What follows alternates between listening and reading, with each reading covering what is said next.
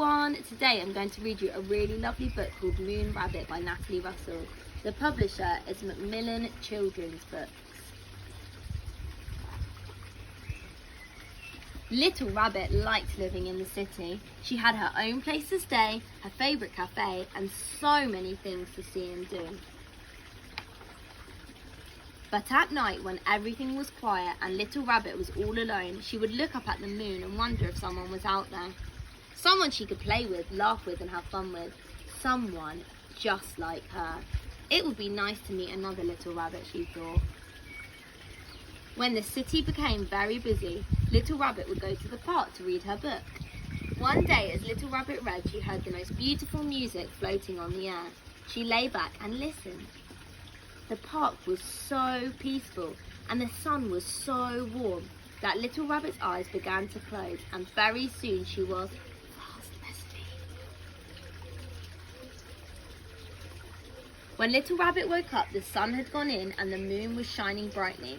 It was past Little Rabbit's bedtime, but in the distance she could still hear music, and it was the kind of music that she liked. So Little Rabbit picked up her book and followed the sound throughout the trees. And there she saw a rabbit! A brown rabbit who was playing guitar, making music that made Little Rabbit want to dance. So she stayed for a while.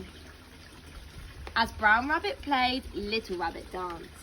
Then Little Rabbit told tales of the city and Brown Rabbit listened. Together they watched the changing moon until the birds sang to the morning sun. And for a while, Little Rabbit forgot about her life back in the city. The two rabbits had picnics in the sunshine and games of hide and seek. They made each other laugh, and Little Rabbit was happy to have found a new friend.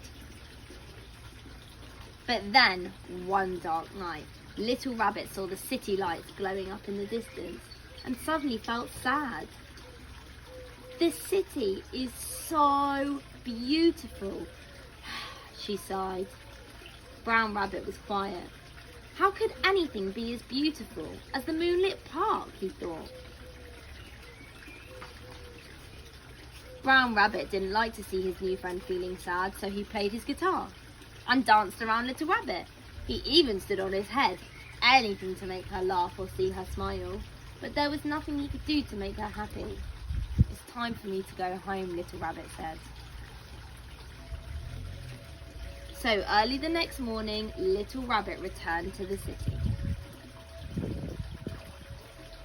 Back to her home, back to her favourite cafe, back to all the things she liked to see and do.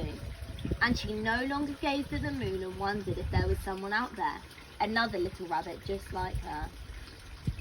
Because she knew that there was, and he was coming to visit the very next day.